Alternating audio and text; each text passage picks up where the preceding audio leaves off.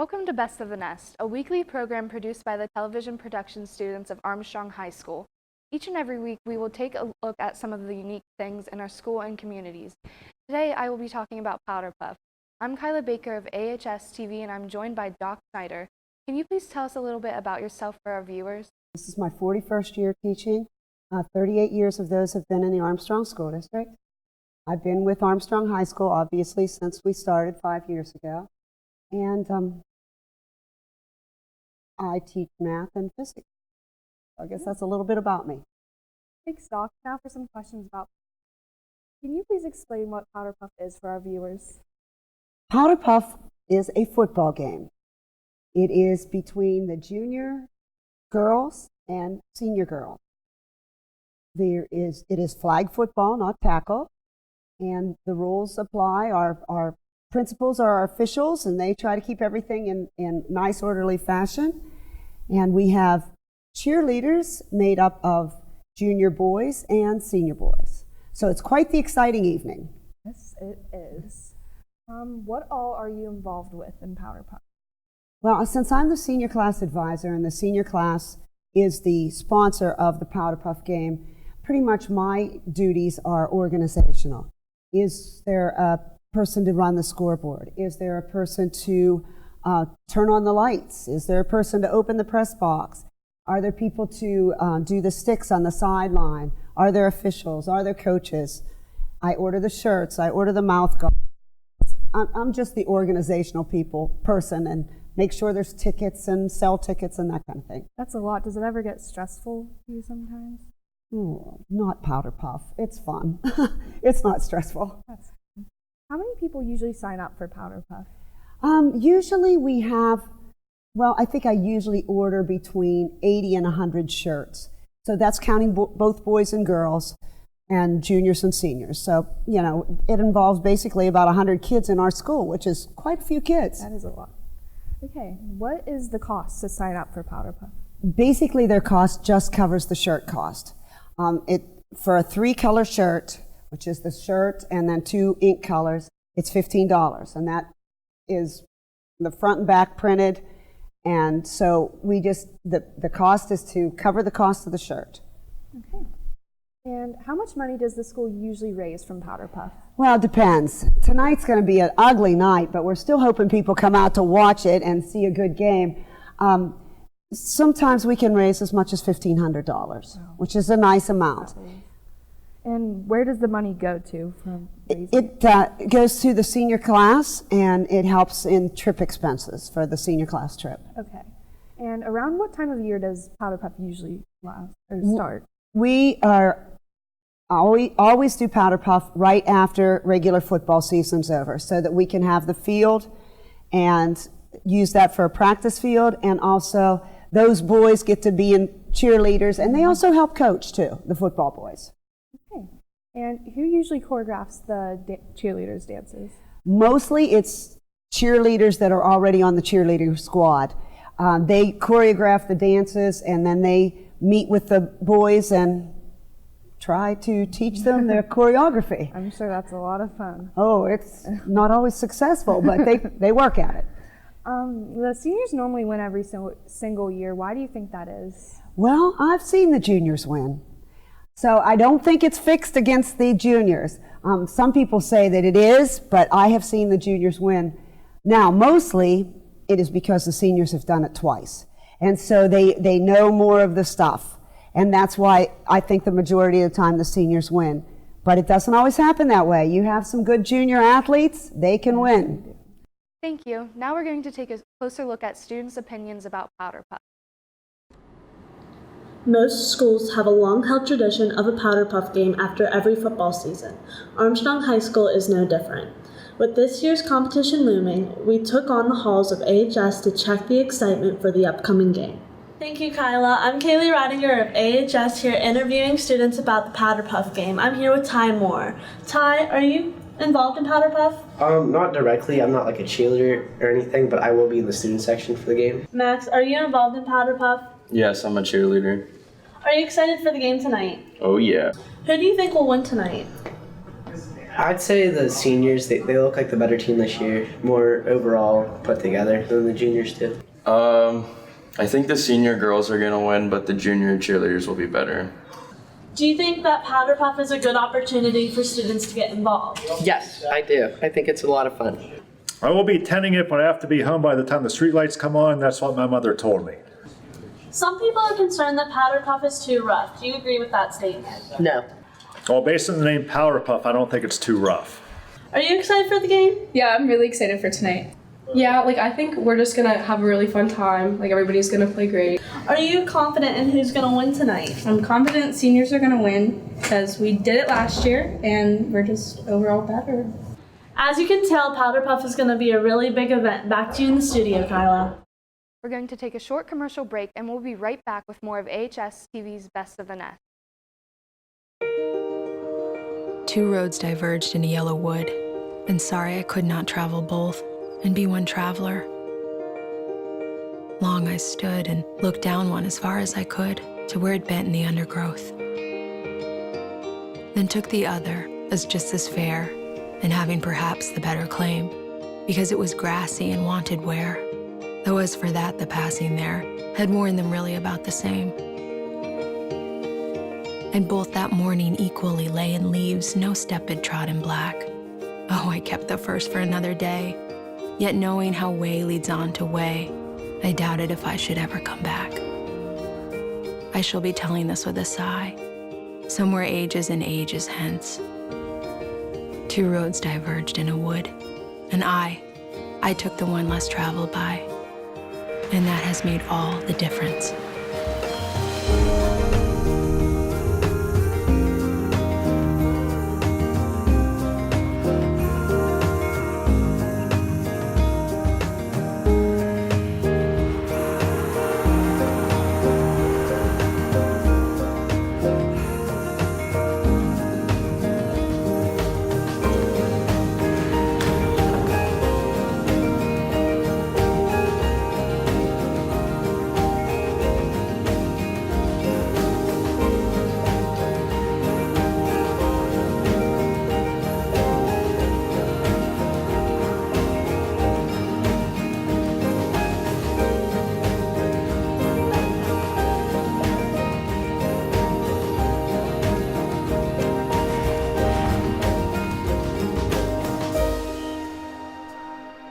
Two roads diverged in a wood, and I took the one less traveled by, and that has made all the difference.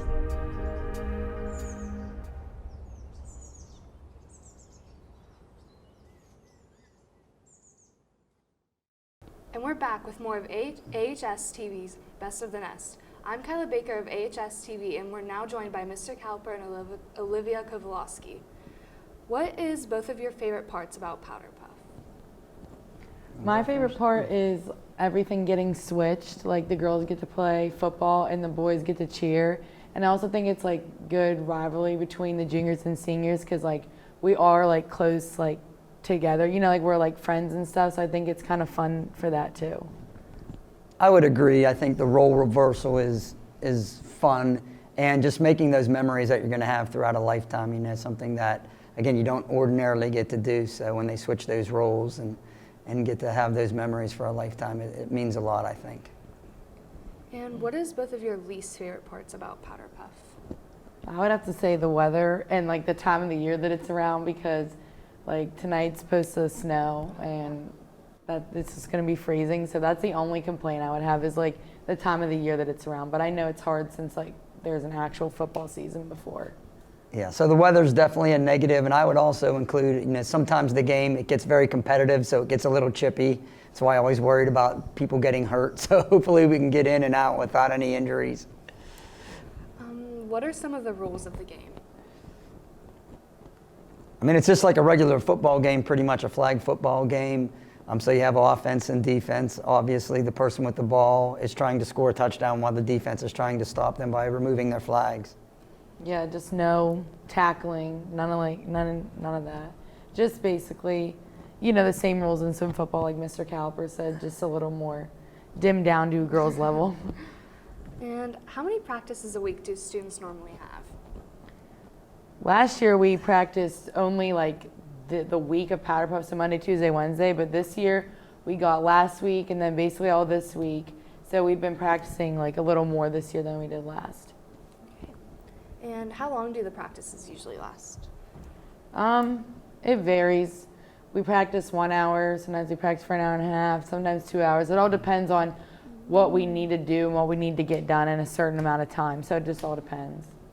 Okay. And Mr. Caliper, do you think it's hard to coach a Powder Puff team? I just take the approach of let the kids do it. You know, I try to be more hands off as opposed to on. So it's definitely not a difficult thing. I think you just give them their space.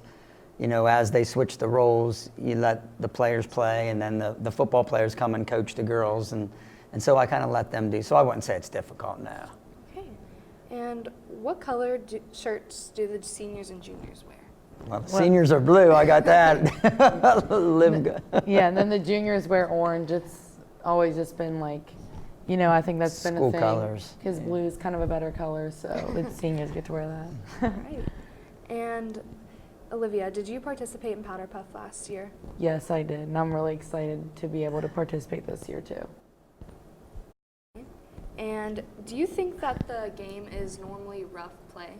I wouldn't say that it's normally rough play, but there are definitely stretches or moments where it does get a little rough and physical. So it adds to some of the excitement. Again, we just want to get everybody out of there without any injuries. Yeah, it's almost like if one thing happens and it leads to another, like, and then sometimes a girl could like not intentionally do something, girl takes it wrong.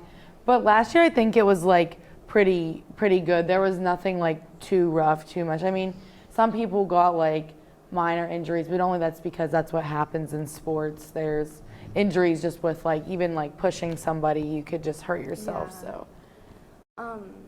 how long do the quarters last? I don't even know what to be honest with you. Last year it was 12 minutes, but the clock kept running. But I don't know about this year. Yeah, I I can't really remember too hard. Okay. And how long is a halftime? Is it like a normal amount, like the regular football? Do they do the cheers in between? Yeah, well, last year the juniors had technical difficulties with the music, so we were taking forever for halftime. So I want to say it lasts about a half hour because by the time you get everything done and whatever, so yeah, during halftime, like the junior boys will go and then the senior boys will go, and then we like re-warm up, you know, and then we get going. So probably like I'd say 20 minutes to a half hour, just like at a regular football game. Okay. And do the guys usually get into the dances at the halftime? Yeah, I mean, I'm personally coaching the seniors this year with Zoe, Allie, and McKenna, and we're all doing that together, and the guys are literally loving it. Like, they love that they get to, like, steal the show, and, like I said, like, it reverses, and they really think that's fun, and they love all the dance moves that we make up, even though sometimes we have to force them on what to do. Do you think that they're going to do a good job? Oh yeah, I definitely think that this dance is like one of the best ones that I've ever seen. And I think the juniors, I haven't seen anything that they have done, but I'm sure theirs will be really good too. How do you go about choosing the music for the dances? Actually, one of our cheerleaders, Justin Wogman, made the music for us, and then Zoe like picked all the songs, and we kind of like, I know this is gonna sound corny, but we kind of like found a little bit of ideas on TikTok, and then from our own from our own personal ideas, and then we all got together and made up the dance and then taught it to them. Is it hard teaching them and coming up with the dances? Or? It actually wasn't really that hard teaching them. Like, they all caught on, and when the really funny thing was, if they like couldn't get like a dance move down or they missed that day, like they would come up to us and be like, oh, am I doing this right? Or am I doing this right? Oh, how do you do this? Like, they actually like want to do it. And that's like the best part about it. Like, you don't want cheerleaders that are just don't care. Yeah, that are just don't care. Like, I genuinely think even the junior boys, all of them care, and like they're so excited that they get to like do this thing. Well, I'm really excited to see all the Yeah, I know, dances me too. Who do you guys think will win this year's game? Duh. Yeah, seniors. Seniors, of obviously. course. Seniors? Yeah, it'll be a hard-fought competitive game, but I think the seniors have been waiting, 365 days. Yes, we have. And last year was really close. Yeah, last year. It was 20-14, and I think Someone might have made a little bit of some bad calls and we should have won, but we're not going to get into that. But I definitely think the seniors win this year, but it won't be easy. The juniors have a lot of competition and they'll be ready to give it to us. And do you think that the weather is going to make it harder to play this year? Yeah, yeah, definitely. I mean, there's a lot of if it's going to be wet and rainy, the ball could slip where we might slip. It's going to be harder than last year because last year was just cold. It didn't rain, didn't do anything. But this year I'm kind of nervous because I don't know how it's going to play out because it's probably been raining almost all day. Yeah. Plus it's supposed to rain/snow later, so it's going to be iffy. How do you stay warm during the game? What are some tips that you would? I would just say layer up where right now I'm wearing this heat, it helps the heat or whatever. Shirt. Yeah, thermal shirt. I'd wear that, layer up, socks, maybe ear, hat, something like that.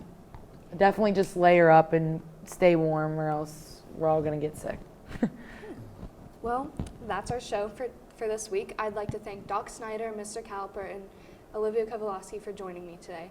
Best of the Nest is a production of the students enrolled in TV production courses at Armstrong High School. Join us again next week for a look at some of the unique things happening in Armstrong School and communities. Until then, from our nest to yours, have a great week.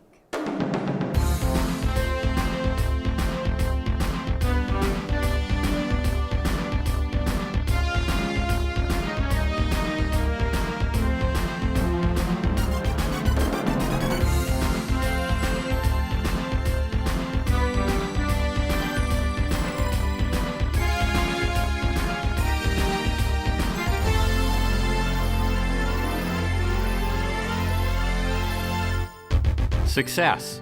We see it every day. Choose from hundreds of majors and programs. Learn from faculty truly committed to you and your success today and tomorrow. And join 120,000 alumni in thousands of careers all over the world, ready to help you find your way. I'm IUP President Mike Driscoll, and I invite you to apply now and find your success at Indiana University of Pennsylvania.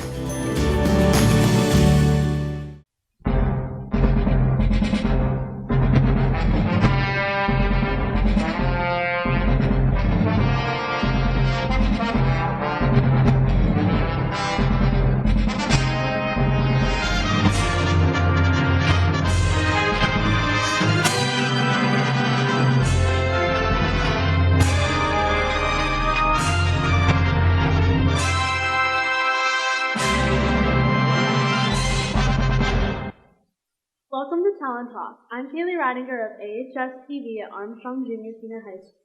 Talon Talk is a student-centered program where we talk about issues relevant to the everyday lives of not only students here at AHS, but majors everywhere. Today we will be talking about parking pass. Our very own Zoe Vinton hit the halls of AHS to see what you Thanks, Kayleigh. I'm out here in the halls of AHS to see what the students' thoughts are on parking passes. I'm here with Austin Kupka. Do you think parking passes are necessary? Why or why not? Yes, I believe it's necessary because it's to keep track of who all is a student or a student and who is here taking up the spaces instead of having some random mojo just coming in and taking up the parking spaces and who doesn't go to the school, basically. Do you think we should have to pay for them? I don't believe we should pay for them just because we already pay for say for example clubs or just doing maybe fundraisers or things like that, or senior trips and just different things. Do you think we should get towed for not having a parking pass?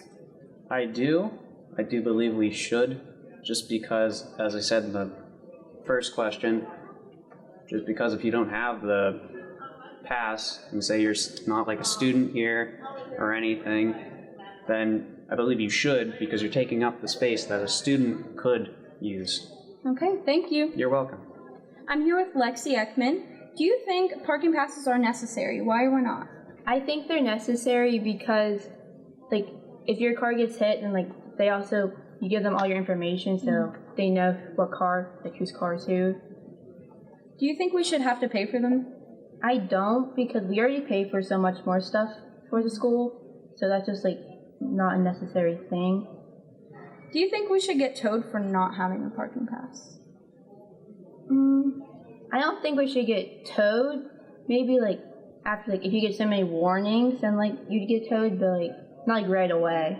All right, thank you. You're welcome. I'm here with Keila Baker. Do you think parking passes are necessary? Why or why not? I do think they're necessary because if we don't have them, let's say there's an accident or something, you don't know, it just helps you know whose car is who, and they have all your information. I just think that it's really helpful for the security guards to know whose car is who if they ever need to move it or something. Do you think we should have to pay for them? No, I don't think we should have to pay for them. Honestly, I feel like it's kind of a necessity, and I feel like something like that, a necessity, you wouldn't have to pay for. So, do you think we should get towed for not having a parking pass? I think we should have one warning, and then if you still don't have one, then I think it's fine to get towed because you got a warning and you should know by then. But I think you should get a warning first. Okay, thank you. Thank you, Zoe. Today I'm joined by Mickey Bowser in the studio to discuss the reasons on why we need parking passes. Let's talk. So, Mickey, why are parking passes important? Well, it makes it easier for us to determine who's parked in a parking lot. We have faculty and students and visitors, and without them, it makes it more difficult to determine who's in those vehicles. And security is a big concern as well because if we have trespassers, there's no way to differentiate who is supposed to be here and who's not supposed to be here. Okay. So there are a lot of things that could happen if we didn't have them, right? Correct. Not only being towed, but if an accident happened, what would happen if we didn't have our parking pass? Well, if we didn't have a parking pass, we'd have to call the police to run the tag, find out who the vehicle belongs to.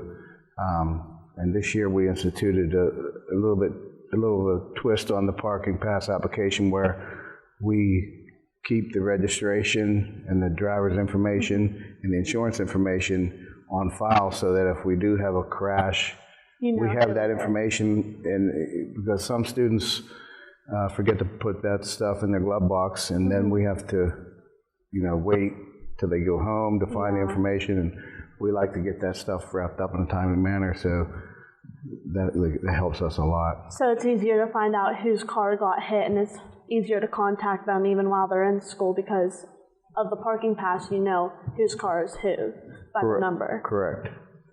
There have been a lot of incidents where parking passes have helped a lot. Can you name one of them? Not specifically, but... I can name a couple, actually.